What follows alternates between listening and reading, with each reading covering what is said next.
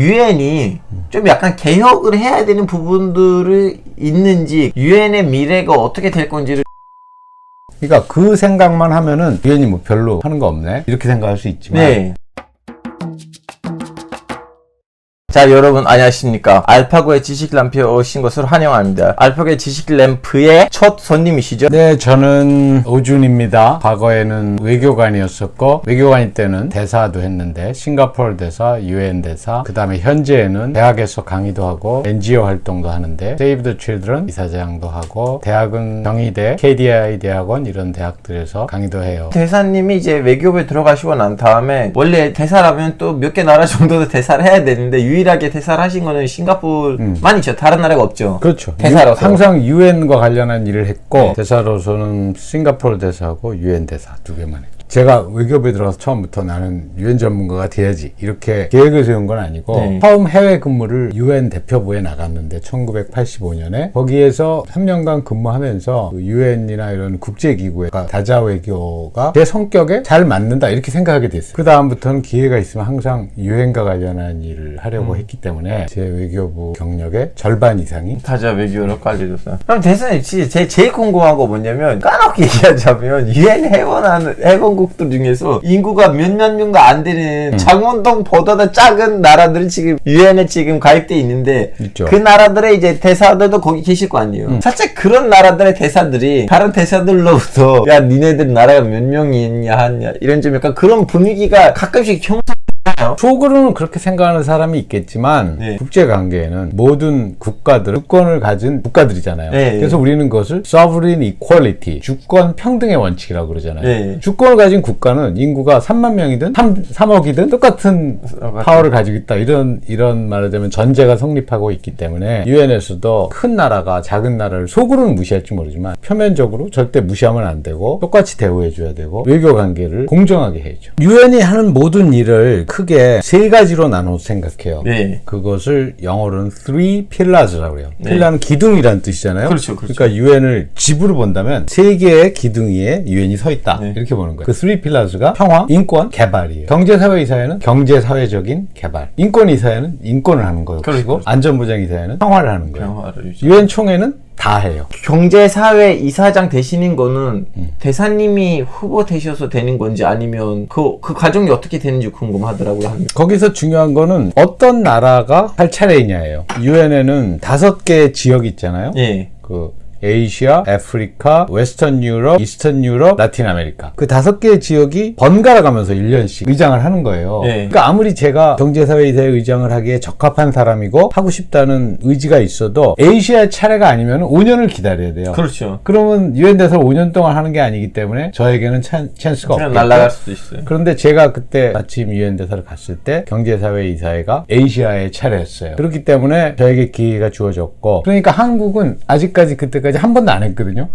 그리고 아시아의 차례였고, 그래서 제가 어떻게 그러면 유일한 후보이셨나요? 아니면 그래도 후보가 있었나요? 제가 유일한 후보였어요. 여기 지역이 전쟁대로 터지고 있는데 왜 유엔이 참여를 안 해요? 왜 좀 약간 막진 않아요? 시리아도 사실은 러시아가 유엔의 개입을 반대하기 때문에 못하는 거예요. 그러니까 안전보장이사회에는 5개의 상임이사국이 있잖아요.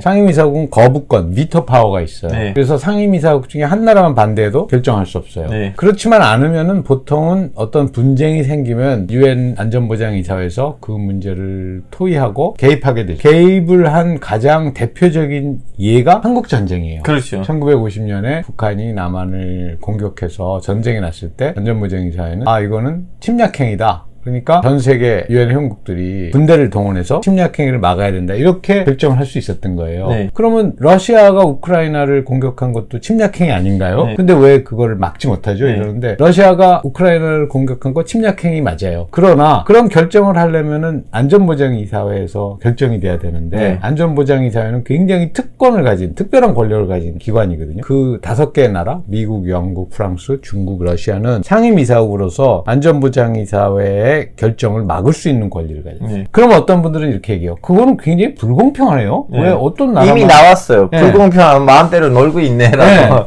그렇죠. 근데 1945년에 유엔을 만들 때 그때 가장 강대국들이 그 5나라였는데 그 5나라는 유엔이 그런 어떤 강제력을 행사할 권리를 가져야 된다는 데는 동의했지만 그 강제력을 우리한테 사용하면 안 된다. 그렇죠. 이런 생각이 굉장히 강했던 거예요. 만약 우리한테 사용한다면 우리는 유엔 가입 안 하겠다 이런 거예요. 그러니까 그 당시에 가장 강대국들, 미국이나 영국이나 소련이 우리 유엔 가입 안 하겠다. 그러면 유엔 어떻게 되겠어요? 완전히 바지저거리가 되겠죠. 영어로 얘기하면 페이퍼 타이거, 종이로 만든 호랑이가 되는 거잖아요. 그러니까 미국이나 영국이나 소련이 가입하지 않는 유엔은 의미가 없는 거예요.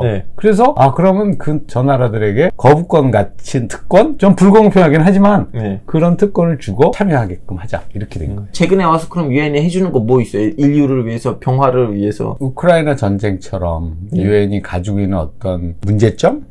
약점? 이렇게 드러났잖아요. 그러니까 그 생각만 하면은 유엔이 뭐 별로 하는 거 없네? 이렇게 생각할 수 있지만 그 밖에 많은 일들은 유엔이 있기 때문에 사실은 전 세계적으로 사람들의 삶이나 국가 간의 관계에 도움을 주는 게 많이 있죠. 인권 같은 걸 생각해보세요. 유엔에서 계속 인권 논의를 하고 인권 상황이 나쁜 나라들은 인권 결의안도 하고 압박을 하니까 예를 들어서 어떤 아프리카에 있는 작은 나라도 계속 국민들을 탄압하거나 독재를 하면은 유엔에서 또 뭐라 그러겠구나 이런 걸 생각하잖아요. 물론 그렇다고 그 나라가 갑자기 민주주의가 되진 않아요. 그렇죠. 그러나 그 나라 사람들이 백의 고통을 받았을 텐데 유엔이 없었으면 유엔이 있어서 독재자들도 유엔을 의식하고 좀 드러나지 않게 조용하게 문제 일으키지 말자 이렇게 생각하기 때문에 50의 고통만을 받는 거예요. 100의 고통에서 50의 고통을 받으니까 50을 덜어준 거잖아요. 그러니까 유엔이 있었기 때문에 가능한 건데 사람들은 그런 거는 별로 잘 느끼지 못해요. 유엔의 약점이 드러나는 거 이런 거는 금방 느껴요. 아프가니스탄에서 탈레반 정권이 들어왔을 때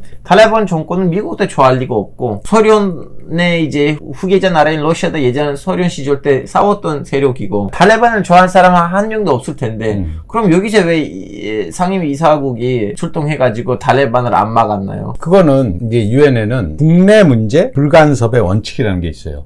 유엔 헌장 2조 7항. 기본적으로 아까 우리가 얘기할 때 그랬잖아요. 세계 모든 나라는 주권을 가진 국가다. 주권이라는 거는 자기 국내에서 자기 나라 안에서는 자기네 마음대로 할 수 있다 이거예요. 그 마음대로 하는 게 민주주의 국가에서는 국민 다수의 뜻대로 마음대로 할 수 있는 거고 독재 국가에서는 어떤 독재자의 뜻대로 마음대로 하는 거잖아요.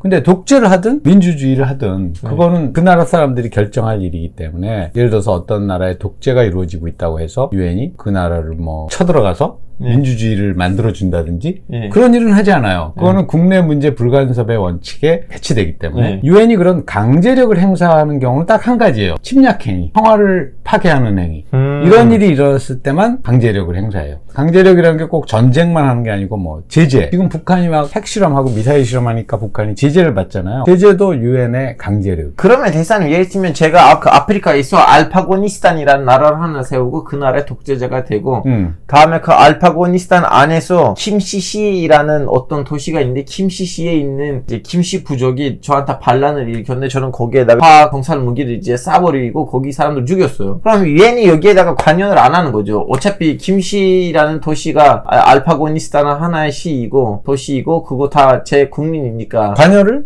할 수 수도 있고 안 할 수도 있어요. 그러니까 어쩔 때 달라져요? 알파고니스탄에서 독재를 해서 사람들을 막 감옥에 집어넣고 고문하고 그런 정도 가지고는 유엔이 관여하기는 어려워요. 근데 아까 막 화학무기를 쓴다 그랬죠.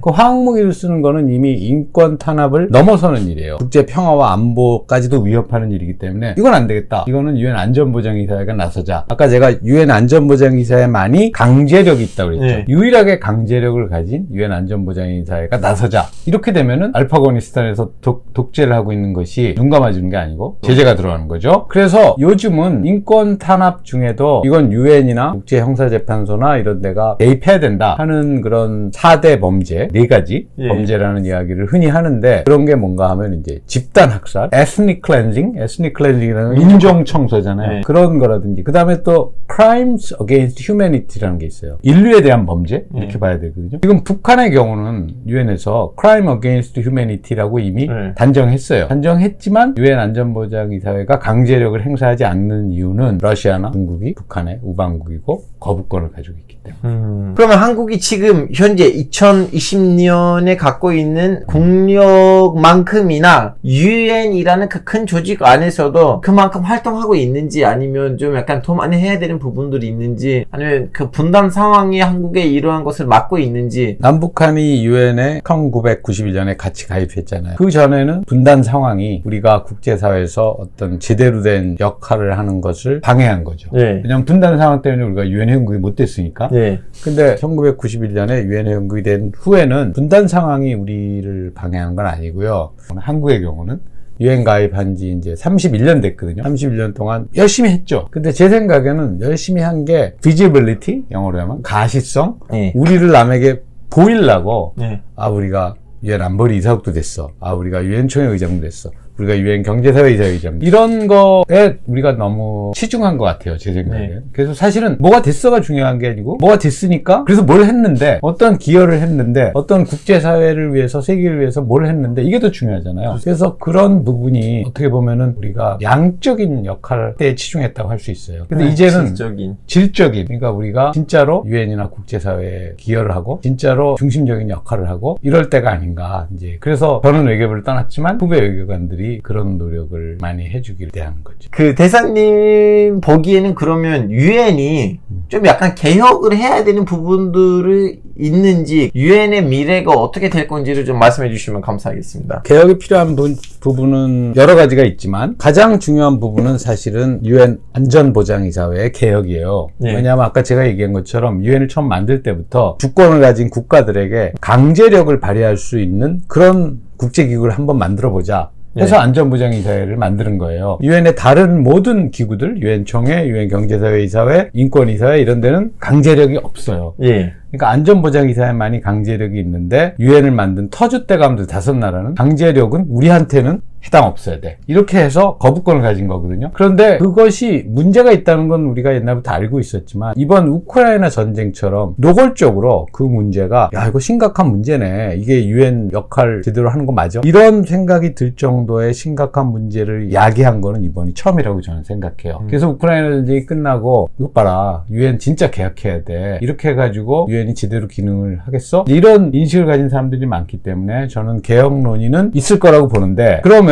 그런 상임이사국들, 특권을 가진 나라들이 특권을 내려놓고 진짜 유엔을 제대로 활동하게 해보자, 이렇게까지 갈까에 대해서는 저는 좀 글쎄, 그건 어려울걸? 그게 제 의견입니다. 자, 여러분 안녕히 계세요. 여기서 마무리할게요. 바이바이.